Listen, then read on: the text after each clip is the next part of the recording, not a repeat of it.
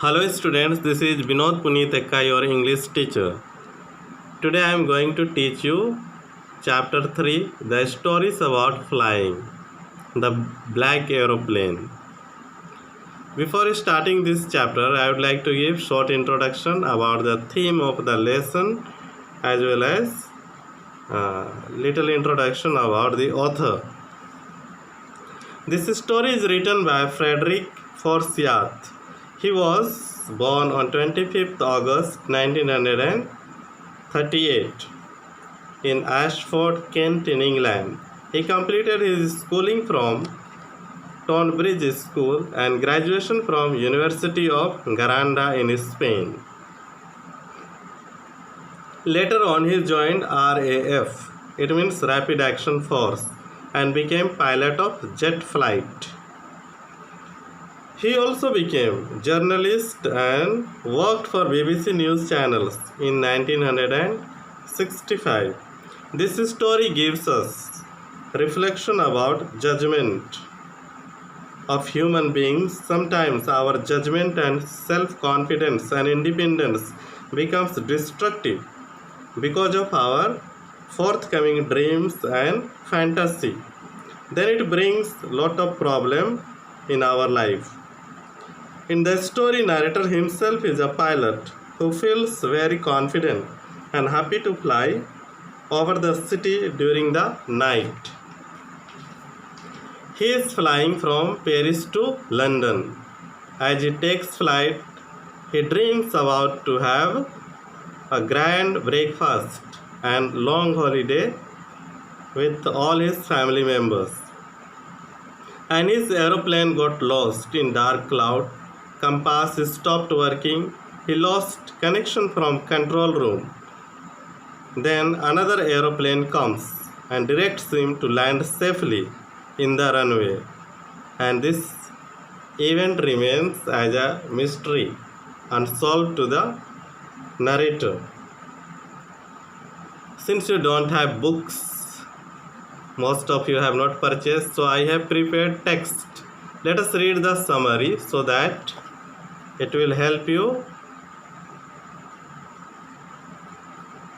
Okay, the narrator was flying his old Dakota jet plane from France to England. The city's name are from Paris to London. The sky was bright, moon was shining and stars were twinkling. He contacted to Paris control room and they directed him to turn 12 degrees west. He thought that he would reach timely London to take breakfast with his family members. He had already traveled 150 kilometers far from Paris. Everything was alright by that time. Suddenly he saw dark, stormy clouds. The clouds looked like black mountain and his jet plane got lost in the clouds. Once he thought of coming back to Paris, but he had less fuel in the plane.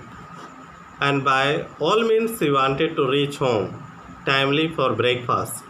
So he took risk and his plane went into the dark storm. Nothing was visible. Everything looked black. As a result, the pilot lost control over the plane. The old plane jumped and twisted in the air. When he looked at the compass and other instruments, they had completely stopped to work.